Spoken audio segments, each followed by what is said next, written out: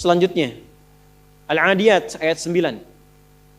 Afala ya'lamu idza bu'athira ma fil qubur wa hussila ma fis.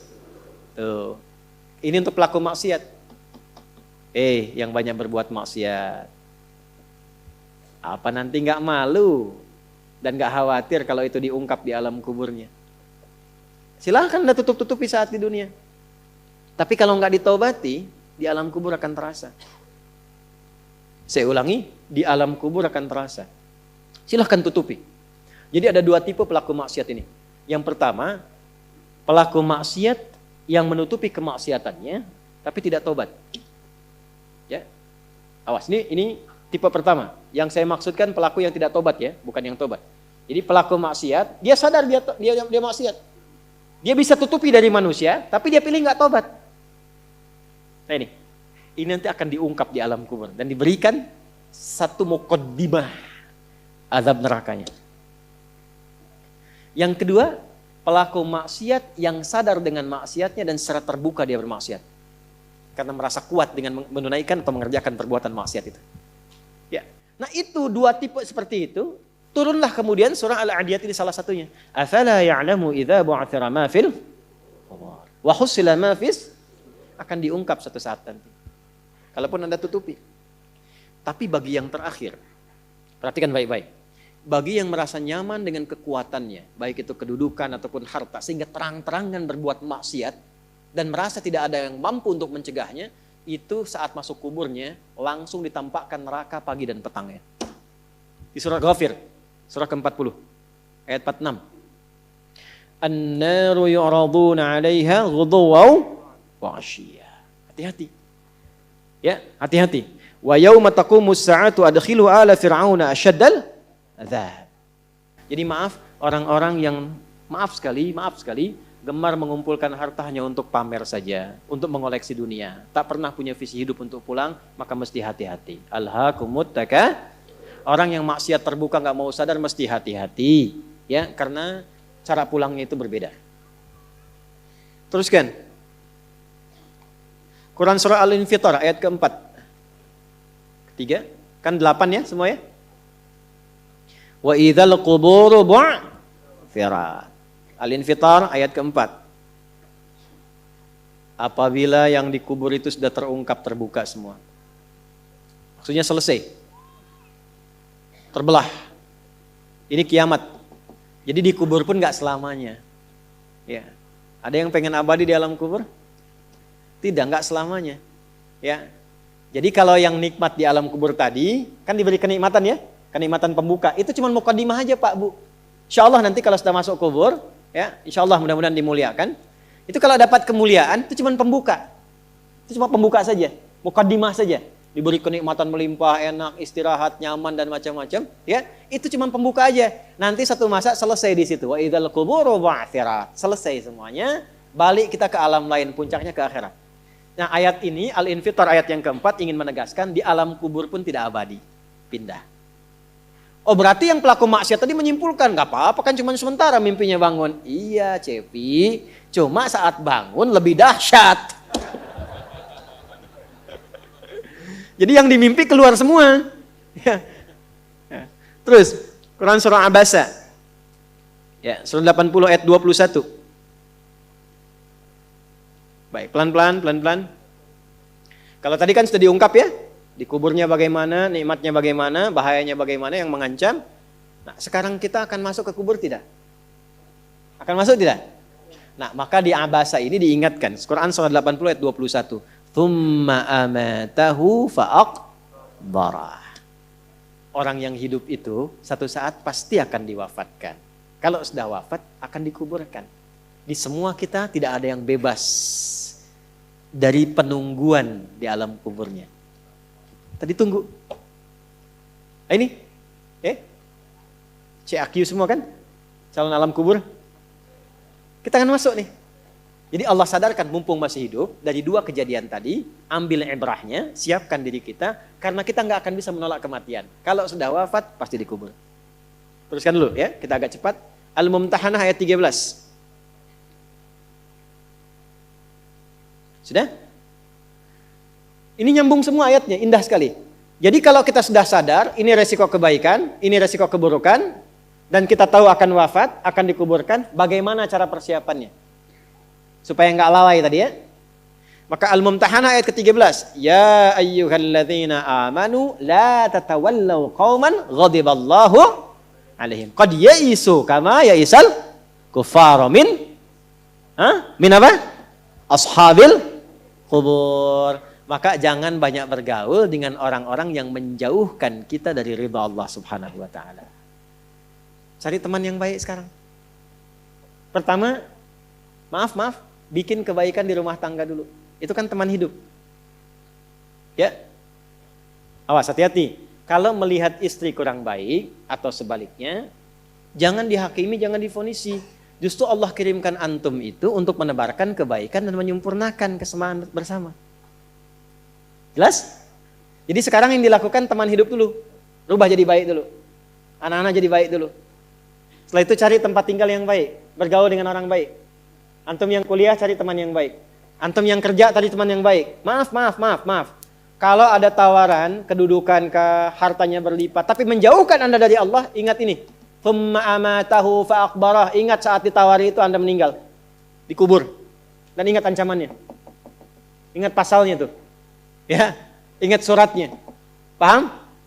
Nah, karena itu masukkan ayatnya, jangan sekali-kali menjadikan keadaan di sekitaran kita justru memperkuat datangnya ancaman Allah dan nestapa saat kembali ke alam kuburnya.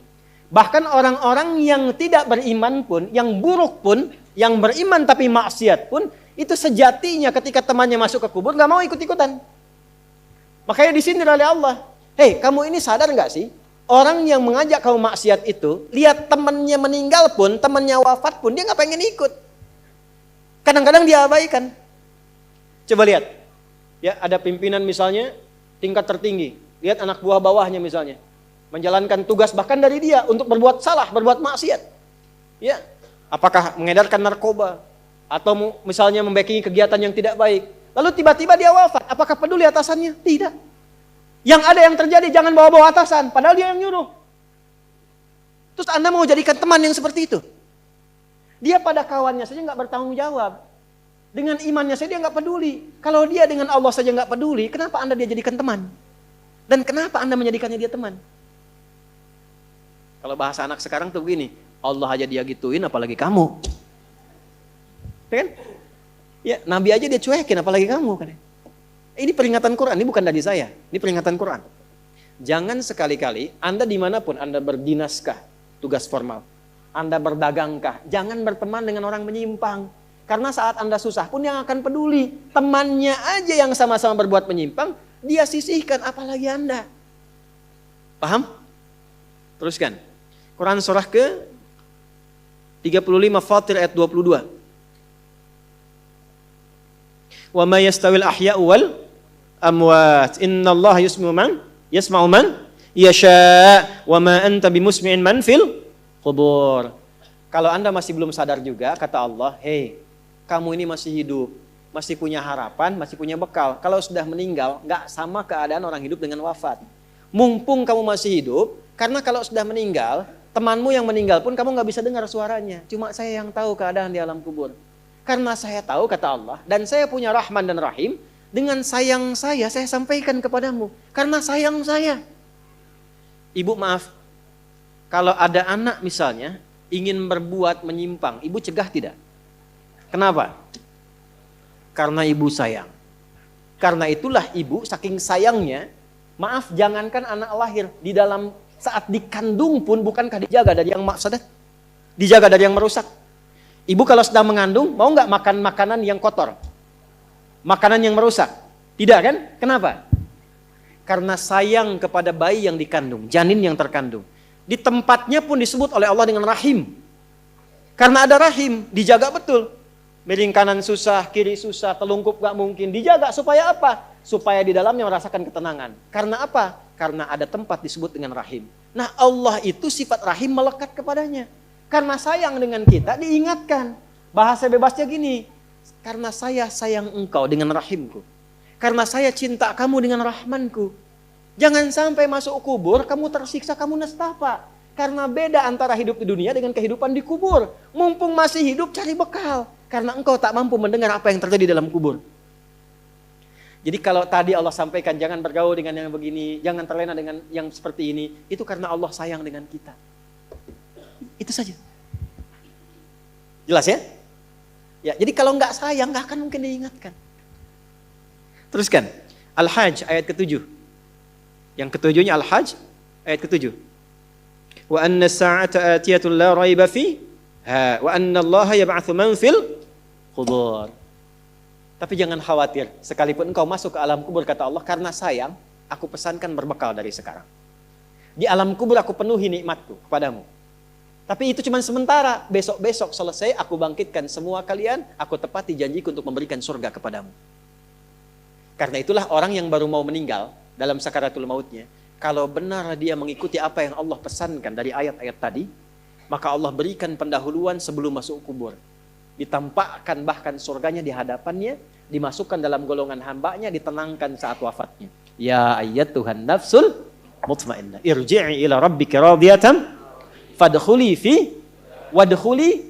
Nah, jannahnya ditampakkan. Terakhir, At-Taubah ayat 84. Quran surah At-Taubah ayat 84. Kalau ada orang yang tidak peduli dengan peringatan ini. Ini 7 ayat nih, itu pesannya. Ini bukan ilmu ta'ati ya, untuk mengingatkan saja. Kadang kita sulit sih, tapi kalau antum ngambil jurusan yang sama, itu insya Allah mendapatkan kenikmatannya. Contoh begini misalnya, kenapa ada ayat di Quran itu jumlah bilangannya sama, serupa dengan lawannya. Malaikat disebutkan 88 kali, setan disebutkan 88 kali. Nah, lawan tugas malaikat itu setan. Malaikat membisikkan kebaikan, setan memprovokasi keburukan. Jumlahnya sama, karena setiap hari pun kita nggak akan bebas dari 2 bisikan itu, baik atau buruk. Nah ini, kenapa ayat pengingat alam kubur dan kehidupan dunia 7 kali? Salah satu pesannya adalah karena kita 7 hari beraktivitas selama hidup di bumi itu. Maka diingatkan setiap hari. Maka setiap hari itu mesti ingat kematian. Sebelum tidur istighfar, siap nggak bekalnya, lihat temannya, selamat nggak keluarganya, ya. Maaf, izin, maaf sekali, saya berulang kali minta maaf nih. Ya, berulang kali. Ada seorang suami, saleh, istrinya salehah luar biasa. Satu kali suaminya karena kelelahan, bangunnya agak terlambat. Alhamdulillah. Biasanya jam 3, ini setengah 4 bisa. Itu istrinya bangunkan, sambil bersenandung. Pak, sayang, cepat bangun Pak. Perjalanan kita masih panjang. Sedangkan ajal semakin mendekat. Sedangkan para musafir sudah punya banyak bekal di depan kita. Kita mesti nyusul mereka. Bangun Pak. Itu Masya Allah kalau pakai bahasa Arab indah sekali. Pak, ajal itu mendekat kepada kita. Sedangkan perjalanan masih panjang. Teman-teman kita sudah di depan, bekalnya banyak sekali. Maksudnya apa? Teman-teman kita sudah ada yang hafal Quran, sholatnya nggak putus, malamnya banyak tahajud, puasanya nggak putus, sunnahnya dikerjakan. Kita ini ya Allah, mau bangun tidur aja susah ya Allah. Mau tahajud aja susah. Sementara ajal datang semakin dekat. Pak bangun Pak. Bangun Pak. Takutnya kita meninggal malam ini. Kita nggak bisa menyusul teman-teman kita yang sudah di depan. Itu istri bangunkan suaminya. Ada lagi yang suami mau kerja dibisikin istrinya. Pak, jangan sampai cari yang haram ya. Papa nggak bawa apa-apapun ke rumah di hari ini. Kami keluarga akan sabar. Mama akan tenangkan pada keluarga supaya sabar. Tapi Pak, kami nggak akan kuat merasakan sedetik pun di neraka jika Papa bawa yang haram ke rumah. Masya Allah. Nah ini disebutkan pengingat itu 7 kali. Di 7 ayat berbeda untuk mengingatkan setiap hari ingat wafat. Setiap hari ingat pulang. Setiap hari kita akan mengalami suasana di alam kubur. Jangan sampai meninggalkan dunia dalam keadaan yang terancam. Kalau masih nggak sadar juga dengan pengingat ini, muncul ayat ke-8. Muncul ayat ke-8. Di At-Taubah ayat 84. Tempatnya pun At-Taubah. Ngajak taubat dulu sebelum diingatkan. Tapi dasar karena nggak pengen taubat juga, maka munculnya ancaman. Kalau ada yang masih nggak peduli, bahkan ada orang Islam yang masih bertahan dengan keburukannya, menampakkan ke orang lain dengan sifat nifaknya, maka turun ayatnya. Wala tusalli ala ahadim minhum mata abada. Wala taqum ala qabri. Allahu akbar. Innahum kafaru billahi wa rasulihi wa matu wa hum fasiqun. Kalau ada yang masih begitu, dan Anda lihat diingatkan susah, masih menampakkan kemaksiatan, Allah langsung memberikan ancamannya. Kalau dia bertahan demikian sampai dengan wafat, gak usah disolatkan. Jangan sampai berdiri di depan kuburnya katanya. Kurang apa lagi? Tiap hari diingatkan, 7 hari beraktivitas, 7 kali diingatkan, diberikan kasih sayang, diarahkan pada yang benar, ditunggu sampai tobat, tapi masih mengancam, masih menampakkan kehebatannya sampai dia wafat. Maka peringatannya apa? Orang-orang yang sengaja menantang berbuat maksiat, menghalalkan dosa yang besar, itu dihukumi oleh Quran. Kafaru billah. Yang menghalalkan dosa besar itu dihukumi kufur. Tapi jangan sembarangan, ya, jangan sembarangan menghukumi. Karena ada yang punya otoritas di situ. Gak boleh Anda sembarangan, ini kufur, ini togut, ini gak boleh. Gak boleh. Ada yang punya otoritas. Dan ada yang paham fikihnya. Gak boleh sembarangan. Hati-hati kalau ada aliran mengajak Anda, ini togut, ini aja, bunuh aja, tembak aja. Tinggalkan itu. Tinggalkan. Karena ada yang punya otoritas untuk menentukan klasifikasi mana yang benar, mana yang salah, mana yang ini, mana yang begitu. Jangan sampai terbawa pada aliran demikian. Jelas ya? Baik. Tapi kalau ada yang nekat berbuat maksiat sampai wafat, kata Allah, Nabi pun sampai dilarang. Jadi ini ayat turun tentang Abdullah bin Ubay bin Salul yang hidupnya mengaku muslim tapi banyak sekali menyakiti Nabi. Banyak berbuat maksiat, bahkan merencanakan pembunuhan kepada Nabi. Ditampakkan oleh Allah, begitu Nabi ingin menampakkan sisi kemanusiaan dengan menyolatkannya, turunlah ayat ini. Jangan disolatkan Muhammad. Jangan disolatkan. Biarnya sama teman-temannya. Jadi biasanya orang munafik ketemu munafik lagi. Ketemu munafik lagi. Hati-hati. Jangan sampai yang menyolatkan itu sesama munafik, sama perbuat maksiat. Orang Islam dilarang yang beriman yang baik, bahkan wala takum ala qabri. Ke kuburnya pun jangan diantar. Jangan berdiri di depannya. Jangan sampai terancam demikian. Karena itu kalaupun ada yang nampak ciri-cirinya, kita doakan supaya kembali ke jalan yang benar. Kita tunjukkan kebaikan dengan lemah lembut. Supaya dengan itu sadar dan menjadi bagian dari orang-orang beriman yang mendapatkan ridha Allah Subhanahu wa taala.